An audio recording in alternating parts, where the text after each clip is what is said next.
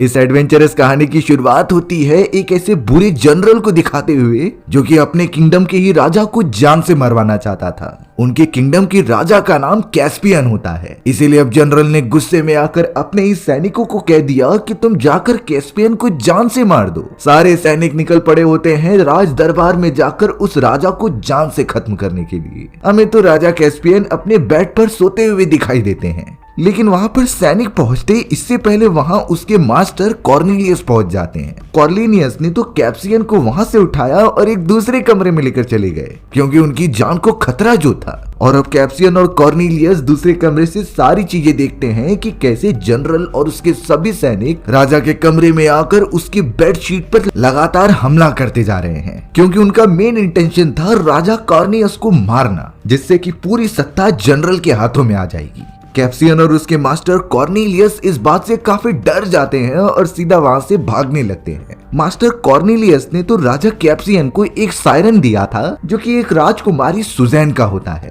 Master ने राजा Caspian को साफ साफ बताया कि आप इस घोड़ी की मदद से डीप फॉरेस्ट में चले जाइए और वहां पर ये सायरन बजा दीजिएगा, जिससे कि हमारे और हमारे किंगडम की मदद के लिए योद्धा दूसरी दुनिया से आएंगे। कैस्पियन मास्टर की बात समझ जाता है और सीधा वहां से निकलता ही है, लेकिन जनरल और उसके सारे सैनिक उसके पीछे लग गए थे। जल्द से जल्द कैप्सियन को फॉरेस्ट के अंदर जाना ही होगा और वो बहुत ही खतरनाक मैजिकल फॉरेस्ट है जिसके अंदर एक से एक खतरे मौजूद थे। कैप्सियन तो फॉरेस्ट के अंदर चला गया, लेकिन जनरल के सैनिक एक बार सोच रहे थे कि उन्हें जाना है कि नहीं, लेकिन जनरल ने जब उनके ऊपर गुस्सा किया तो उन्हें मजबूरी में अंदर जाना ही पड़ता है। राजा कैप्सियन तो उनसे काफी दूर आ चुके थे, लेकिन ध्यान हटने के कारण उनका टकराव एक पेड़ की टहनी से हो जाता है। वो बहुत ही बुरी तरीके से नीचे गिर रहे थे और उन्हें सर के ऊपर चोट भी लग गई थी, लेकिन अब थोड़ी देर के अंदर उस जगह पर दो डॉर्फ लोग आ जाते हैं। वो दोनों डॉर्फ आदमी कैप्सियन के पास आकर उसे लूटने की कोशिश कर रहे थे, लेकिन राजा कैस्पियन ने अपने पास रखे गए उस सायरन को तुरंत ही बजा दिया था, जिससे कि एक ध्वनि की तरंग निकलती है जो चारों तरफ फैलने लगी। अब हमें यहाँ पर एक सिटी के अंदर पीटर, एडमिन, लूसी और सुजैन दिखाए जाते हैं। ये चारों भाई बहन थे जो इससे पहले भी नार्निया नाम की एक बहुत ही मैजिकल जगह पर जाके आए हैं। उन लोगों ने तो नार्निया नाम की उस मैजिकल किंगडम के अंदर काफी सारे एक्सपीरियंस शेयर किए थे, लेकिन उस इंसिडेंट को हुए पूरे 1 साल हो चुके होते हैं और उनका मन था कि वो वापस से नार्निया जाए। स्कूल जाने के लिए उनकी ट्रेन आ चुकी होती है,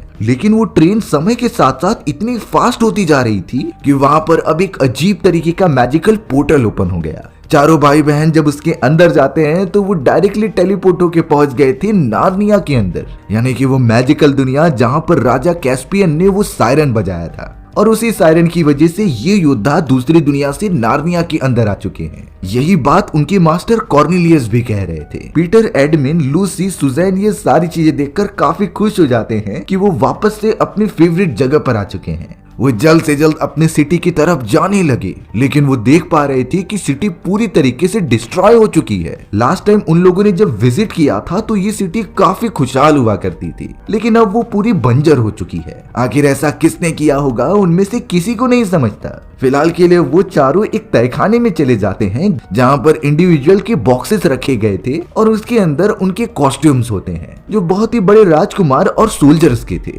चारों के चारों अपने अपने कॉस्ट्यूम्स पहनने लगे, लेकिन सुजैन कहती है कि मेरा सायरन यहाँ से गायब है। अब उसे क्या पता कि ये सायरन तो मास्टर कॉर्नेलियस ने कैस्पियन को दिया था, जिससे कि उन चारों योद्धाओं को इस दुनिया में बुलाया जा सके, क्योंकि उनके किंगडम के ऊपर अब एक बहुत ही बड़ा और खतरनाक खतरा मंडरा रहा होता है। अब हमें यहाँ कासल के अंदर जनरल और कैस्पियन के अंकल दिखाए जाते हैं। कैस्पियन के अंकल का नाम मिराज था, जो उसके किंगडम यानी कि उसके थ्रोन को हथियाना चाहते थे, और ये बात मिराज ने जनरल तक को नहीं बताई होती। वहां पर पूरी एक सभा बैठती है जिसके अंदर बात किया जा रहा था कैस्पियन के बारे में कि उसके जाने के बाद इस थ्रोन को कौन संभालेगा। मिराज अपनी पूरी कोशिश करने लगा कि थ्रोन उसके ही हाथ में आए, इसीलिए वो कैस्पियन के बारे में काफी बुरी बातें कहता है और ये बताता है कि हमारे साम्राज्य में नार्नियंस की कमी हो चली है और ये बहुत ही अच्छी बात है जिसे कि हमने मिलकर किया था। दरअसल इस पूरे किंगडम के ऊपर शुरुआती समय में नार्नियंस का कब्जा हुआ करता था और वो अपनी जिंदगी बहुत अच्छी तरीके से जी रहे थे, लेकिन हाल ही में हुई बड़ी बड़ी जंग के कारण मिराज और उसके साम्राज्य वालों ने इस किंगडम को अपने हाथ में ले लिया। प्रिंस कैस्पियन के फादर ही इस पूरे साम्राज्य के राजा हुआ करते, लेकिन उनके मरने के बाद पूरी चीजें कैप्सियन के नाम कर दी गई। इसी वजह से उसके अंकल मिराज काफी ज्यादा गुस्सा हैं कि कैसे एक छोटे बच्चे को पूरी साम्राज्य की गद्दी सौंप दी गई। मिराज के सामने तो एक ड्वार्फ को लेकर आया जाता है जिसका नाम ट्रम्पकिन था। ट्रम्पकिन का दावा होता है कि उसने राजकुमार कैस्पियन को देखा है जो फॉरेस्ट में कहीं गायब हो गए थे और उनके पास राजकुमारी सुजैन का सायरन भी था। उस मैजिकल सायरन का नाम सुनकर सभी लोग चौंक गए क्योंकि ये सायरन उन वॉरियर्स में से एक का हुआ करता था जिनकी कहानियां वो सब बहुत पहले से सुनते आ रहे हैं। मिराज फिर से उसी स्पॉट की तरफ अपने सारे सैनिकों को भेज देता है ताकि प्रिंस कैस्पियन को पकड़ा जा सके और अब ये बात किसी और को ना पता चले, इसीलिए मिराज ने उस ड्वार्फ यानी कि ट्रम्पकिन को मार देने के लिए कहा। दो सैनिक तो ट्रम्पकिन को लेकर चले जाते हैं पानी के बीचों बीच और उसे डुबाकर खत्म कर देने का आदेश दिया गया था। ट्रम्पकिन बहुत कोशिश करता है लेकिन वो दोनों उसे जाने ही नहीं दे रहे थे। पीटर और उसके भाइयों की नजर उस नाव पर गई जिन्हें पता चल चुका था कि वो दोनों सोल्जर्स इस ड्वार्फ के ऊपर अत्याचार कर रहे हैं। इसीलिए अब सुजैन ने भी अपनी तीर कमान निकाली और सीधा उन सैनिकों पर हमला करने लगी। उसका तो एक तीर सीधा आकर पहले वाले सैनिक के ऊपर लगता है और वो तुरंत ही पानी में गिरकर मारा गया था। लगातार हमला होने के कारण दूसरा सोल्जर भी काफी डर जाता है और वो धूम दबाकर भाग गया। पीटर तो तुरंत ही पानी में कूदता है और ट्रम्पकिन नाम की उस ड्वार्फ को बचा लेता है। ट्रम्पकिन को एकदम सही सलामत बाहर लेकर तो आया गया और जब वो थोड़ी देर बाद अपनी आंखें खोलकर उन चारों भाई बहनों को दिखता है तो वो एकदम शॉक में हो जाता है क्योंकि उनकी शक्ल और उनके पास जो हथियार थे वो वही प्राचीन योद्धाओं के होते हैं जो दूसरी दुनिया से आए हैं। ट्रम्पकिन समझ चुका था कि शायद ये वही हो सकते हैं पर अभी भी उसे थोड़ा सा डाउट था, इसीलिए अब वो भी तलवार उठाता है और एडमिन से फाइट करने लगता है। एडमिन काफी अच्छा तलवारबाज बन चुका था, इसीलिए वो बड़ी आसानी से ट्रम्पकिन को उसमें हरा देता है, जिससे कि ट्रम्पकिन को विश्वास हो चुका था कि ये दूसरी दुनिया से आए वही प्रिंस और प्रिंसेस हैं। अब हमें यहाँ एक और डॉर्फ दिखाया गया जिसका नाम नीका था। वो तो एक अजीब से जानवर जिसका नाम हंटर होता है उससे बातें कर रहा था और उन्हीं के घर में प्रिंस कैस्पियन को रखा गया होता है क्योंकि वो बहुत ही घायल हो चुके थे। कैस्पियन को जब थोड़ी देर बाद होश आया तो वो जाकर डायरेक्टली उस ड्वार्फ नीका और हंटर की बातें सुनने लगा। वो दोनों तो प्रिंस कैस्पियन के बारे में ही बात कर रहे थे कि इसे जिंदा छोड़ना चाहिए या फिर मार देना चाहिए, क्योंकि अगर हम इसे अपने पास रखेंगे तो इसके जो दुश्मन है वो हमें भी नुकसान पहुंचा सकते थे। कैस्पियन ये बातें सुनकर काफी चौंक गया और वो सीधा उनके सामने आकर तलवार ले लेता है क्योंकि वो नहीं चाहता कि कोई भी उसे इस तरीके से मारे। प्रिंस कैस्पियन ने तो नीका और हंटर को साफ साफ बताया कि मेरे अंकल ही हैं जिन्होंने ये सारी चीजें की हैं। वो मुझे मारकर मेरी गद्दी हथियाना चाहते हैं। उनके जनरल और पूरी सेना ने ही मिलकर नार्निया के उन सारे साम्राज्यवासियों से उनका हक छीना था, पर मैं ऐसा नहीं करना चाहता। कुछ समय में ही मेरा राज्य अभिषेक किया जाएगा जिससे मैं साम्राज्य का नया राजा बनकर सारी चीजें ठीक कर दूंगा। अब यहाँ मिराज पूछताछ करने के लिए कॉर्नेलियस के पास पहुंच जाता है। ये कैस्पियन के मास्टर ही होते हैं जिन्होंने कैस्पियन को भगाने में उसकी मदद की थी। मिराज को तो अपने सैनिकों के ऊपर से एक एरो मिला था जो कि प्रिंसेस सुजैन का होता है और इसीलिए मिराज कॉर्नेलियस के पास आकर उन योद्धाओं के बारे में पूछने लगा जो दूसरी दुनिया से आते हैं। कॉर्नेलियस ने बताया कि वो बहुत ही बहादुर योद्धा हैं। अगर उनका तुमसे सामना हुआ तो तुम बच नहीं पाओगे। अगर उनका तुमसे सामना हुआ तो तुम बच नहीं पाओगे। साथ ही साथ मिराज कॉर्नेलियस से सुजैन की उस सायरन के बारे में पूछता है जिसकी चर्चा बहुत पहले से चलती आ रही थी। कॉर्नेलियस ने सिर्फ इतना बता दिया कि वो एक माध्यम है दूसरी दुनिया का पोर्टल ओपन करने का और साथ ही साथ कॉर्नेलियस मिराज को धमकी भी दे रहा था कि उसे बचकर रहना चाहिए क्योंकि उसकी उल्टी गिनती शुरू हो चुकी है। कुछ ऐसे प्रिंसेस और प्रिंस यहाँ पर आ चुके हैं जो तुम्हारे सारे प्लान्स को चौपट कर देंगे।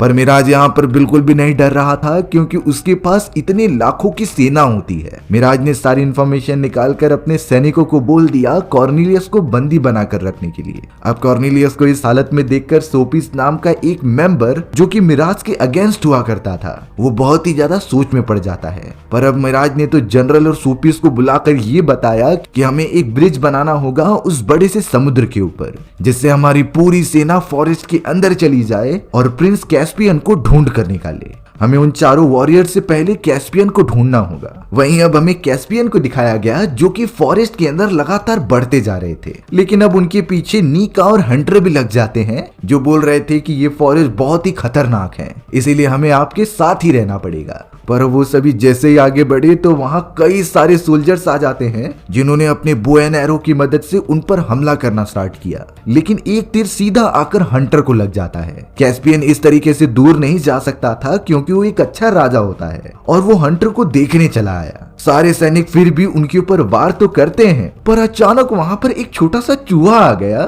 जो किसी बहादुर सिपाही जैसा लग रहा था। छोटे छोटे चूहों ने जल्द से जल्द वहां मौजूद जितने भी सोल्जर्स होते हैं उन्हें काफी बुरी तरीके से मारना स्टार्ट कर दिया। धीरे धीरे वहां पर कुछ ऐसे क्रिएचर्स आ जाते हैं जिनकी ऊपरी बॉडी इंसानों की थी तो निचली बॉडी हॉर्स की होती है। दरअसल ये सारे नार्नियंस थे और उनका साम्राज्य छीनने के बाद वो इसी फॉरेस्ट में आकर रहने लगे। प्रिंस कैस्पियन को अब वही सारे लोग अपने साथ उस स्पॉट पर लेकर आ जाते हैं जहां बचे हुए नार्लियंस अपनी जिंदगी काट रहे थे। वो सारे के सारे क्रिएचर्स अब यही डिस्कस करने लगे कि प्रिंस कैस्पियन जो उनके दुश्मनों का बेटा है उसे जिंदा रखना चाहिए या फिर मार देना चाहिए। लेकिन प्रिंस कैस्पियन ये बात समझ चुके थे। वो उन सारे लोगों से कहते हैं कि मैं एक राजा बनना चाहता हूँ और मुझे पता है कि तुम सभी लोगों के साथ अन्याय हुआ है। और प्रिंस ने तो कसम भी खा ली थी कि उसके राजा बनने के बाद वो उनके साम्राज्य को सही सलामत वापस लौटा ही देगा, क्योंकि नार्निया के ऊपर नार्नियंस के ही सिटीजन्स का हक हो सकता है। ये बात सुनकर वो सारे क्रिएचर समझने लगे थे कि उनकी मदद करने वाला कोई आ चुका है, इसीलिए वो प्रिंस की बात मानकर उसका सहयोग करते हैं। अब हमें वो चारों प्रिंस और प्रिंसेस दिखाए जाते हैं जो ट्रम्पकिन के साथ लगातार आगे बढ़ रहे थे। ट्रम्पकिन ने उन्हें सारी बातें बताई थी कि नार्निया किस तरीके से तबाह हो चुका है। सारे सिटीजन्स यही समझते थे कि उनकी जो सोल्जर्स हैं वो उनकी रक्षा करेंगे, लेकिन बगावत के कारण सब कुछ बदल गया। वो सभी जब एक नदी के किनारे पर आते हैं तो उन्हें एक बहुत ही बड़ा भालू दिखाई दिया। वो भालू भी नार्निया का एक सोल्जर हुआ करता था,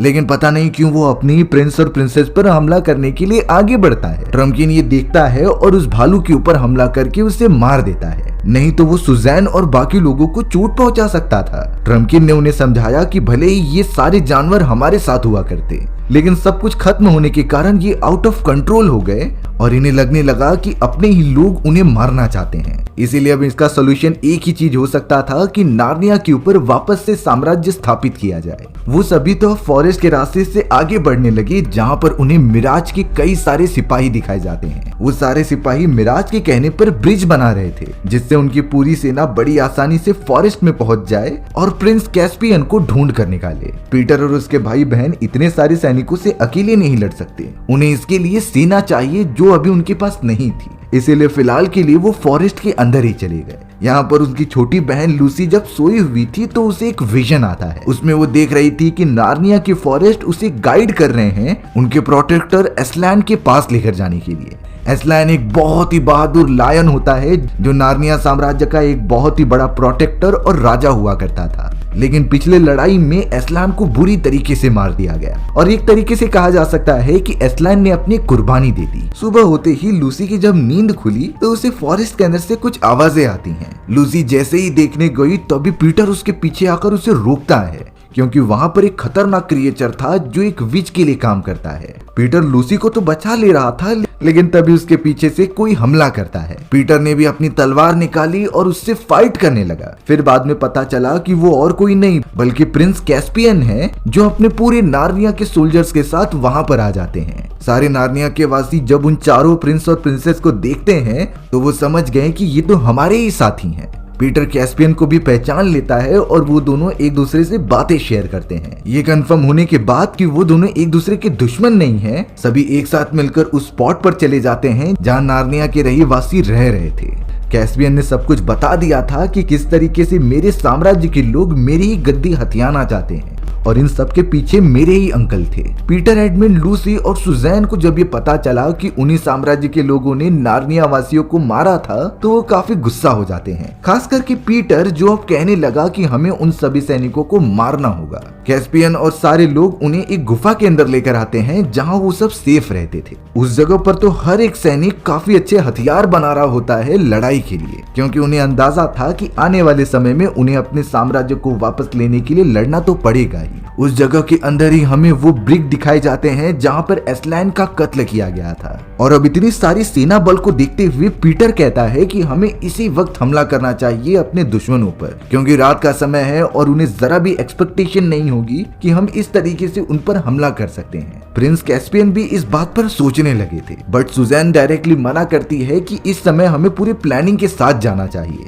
लूसी भी बताने लगी कि हमें असलान का वेट कर लेना चाहिए। पीटर तो अपना मन बना चुका था और वो किसी की भी नहीं सुनता। उसके भरोसा दिलाने पर कई सारे नारियन के सैनिक राजी हो जाते हैं और वो सभी निकल पड़ते हैं अपने दुश्मनों के किले की तरफ, जहां वो उनके ऊपर हमला करके उन्हें मार देंगे। पीटर अब अपने भाई बहनों के साथ उड़ने वाले पक्षियों की मदद से किले तक पहुंचता है, जहां सबसे पहले एडमिन को किले पर लैंड किया गया, क्योंकि वही सिग्नल देगा अपने सारे सैनिकों को जो उस गेट के बाहर खड़े हैं। धीरे धीरे करके वो छोटे वाले माउस सोल्जर्स भी अंदर घुसते चले गए और उन सभी का काम था कि जल्द से जल्द गेट को ओपन करना और सामने आने वाले सभी दुश्मनी सैनिकों को मार गिराना। गेट ओपन करने के बाद एडमिन बाहर मौजूद अपनी पूरी सेना को सिग्नल देगा, जिससे वो सभी अंदर आकर दुश्मनों पर हमला कर देंगे। इस अचानक हमला करने के कारण दुश्मनों के पास कोई रास्ता नहीं होगा, लेकिन अब प्रिंस कैस्पियन कहने लगी कि मुझे अपने मास्टर कॉर्नेलियस को बचाना होगा। पीटर तो यहाँ पर कैप्सियन को कह रहा था कि हम अपने प्लान से भटक रहे हैं,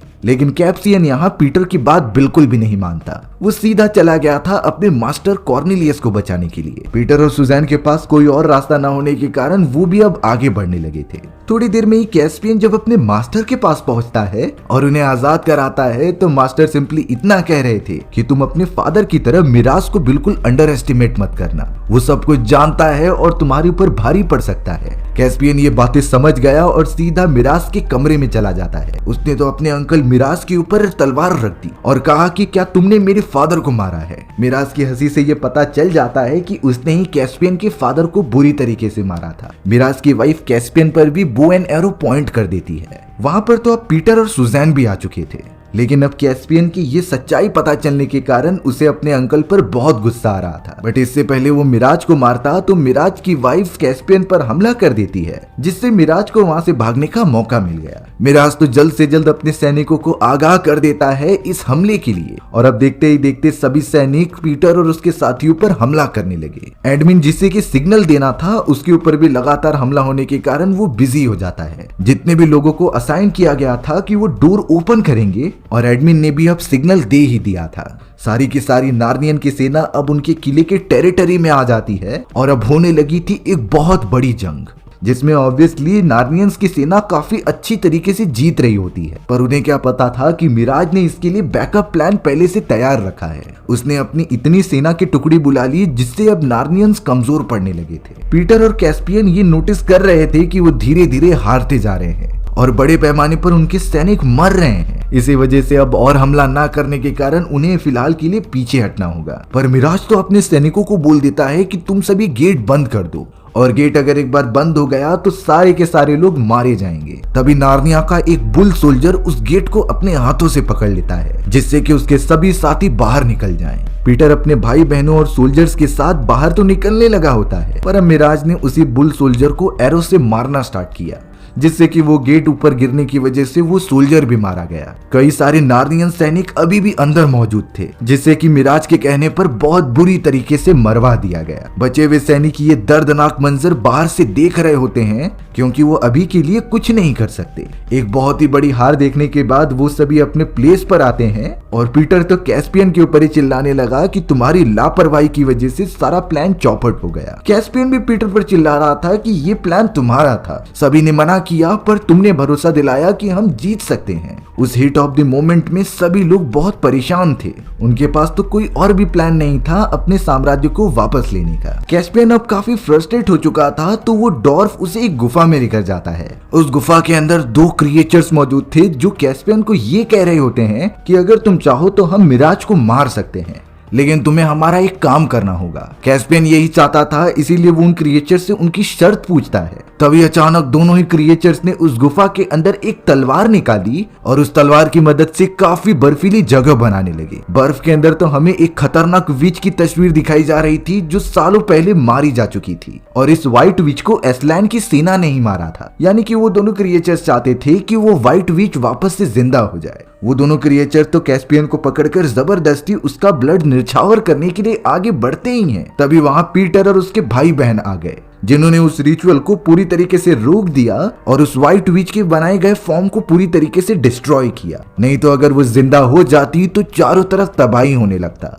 सारे के सारे लोग कैस्पियन की इस करतूत की वजह से काफी डिसअपॉइंटेड थे। अब हमें यहाँ दिखाया गया कि कैस्पियन की अंकल मिराज को राजा बना दिया गया है, यानी कि अब उनके हाथ में पूरे साम्राज्य की सत्ता है जो कि अपने हिसाब से उन्हें कंट्रोल कर सकते थे। राजा ने अपने सारे सैनिकों को बोल दिया था कि ब्रीच कंप्लीट किया जाए और हम बचे हुए नार्नियंस को भी खत्म कर देंगे। उसी की प्लानिंग वो अपने साथियों के साथ बनाने लगा। पीटर को बहुत गुस्सा आ रहा था, इसीलिए उसने डिसाइड किया कि वो साम्राज्य के राजा मिराज से 1-on-1 फाइट करने का चैलेंज करेगा। ये सभी को अच्छा लगता है, इसीलिए एडमिन उनका संदेश लेकर सीधा मिराज के पास पहुंचा और पीटर के साथ 1-on-1 फाइट करने का चैलेंज प्रसारित किया। जो जीतेगा वो साम्राज्य के ऊपर अपना हक जमा लेगा। मिराज काफी ओवर कॉन्फिडेंट था, इसीलिए उसने ये चैलेंज एक्सेप्ट किया और उसे लगने लगा कि पीटर तो बच्चा है। यहाँ पीटर ने अपने सैनिकों को हमला करने के लिए रेडी रखा था और उसने लूसी और सुजैन को कह दिया कि तुम जादुई जंगल में जाकर एस्लैन को वापस लेकर आओ। दोनों ही घोड़े के ऊपर निकल पड़े होते हैं और यहाँ बैटलफील्ड के अंदर पीटर और मिराज के बीच एक घमासान लड़ाई चालू हो गई थी। शुरुआत से ही मिराज काफी पावरफुल लग रहा था और वो पीटर को नुकसान पहुंचाते रहता है। पीटर किसी भी तरीके से सरवाइव कर रहा था क्योंकि उसे अपने साम्राज्य के लिए जीतना होगा। लूसी और सुजैन जब फॉरेस्ट में होते हैं तो कई सैनिक उसके पीछे पड़ गए थे जो लगातार हमला करते हुए उनके घोड़े को भी घायल कर देते हैं। सुजैन उनके ऊपर हमला तो कर रही थी लेकिन उनकी क्वांटिटी ज्यादा होने के कारण वो हावी होने लगे। पर अगले ही मोमेंट में अचानक उनके पास एस्लैन आ जाता है जो एक पॉजिटिव थिंकिंग के कारण वापस जिंदा हो गया था। सुजैन और लूसी ने उन्हें सारी बातें बता दी, जिसके बाद एस्लैन रॉर करते हुए उनके साथ बैटलफील्ड में आने लगा। कैस्पियन और बाकी लोग भी पीटर के पास आते हैं जहां पर अब उनकी लड़ाई का हाफ टाइम चल रहा था। इसीलिए अब सेकेंड हाफ में वो बहुत ही ज्यादा बहादुरी से लड़ता है और मिराज को पछाड़ने लगता है। मिराज पहली बार इतना कमजोर फील कर रहा था। पीटर ने बहुत ही बहादुरी से उसे हरा दिया और मिराज को जान से मार दिया। लेकिन तभी उसका एक सेनापति वहां आ जाता है जिसने मिराज के बॉडी में सुजैन का एक एरो घुसा दिया और अपने सैनिकों से कहने लगा कि ये एक चीटिंग हुई है।